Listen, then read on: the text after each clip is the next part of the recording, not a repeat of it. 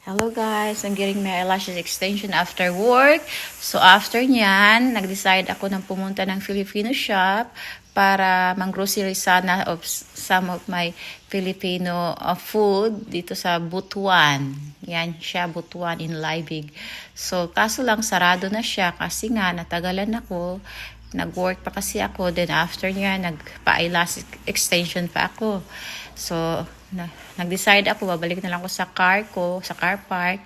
So, ito nga pala yung small town namin. Dito kami nag-shopping and everything. Hindi ko lang naipakita sa inyo lahat. Kasi nga, sarado na rin naman ng mga shop. So, useless lang. So, ito nga pala yung nasa north side of Melbourne to. So, thank you for watching guys. If you like my video, please like, comment down below, and subscribe.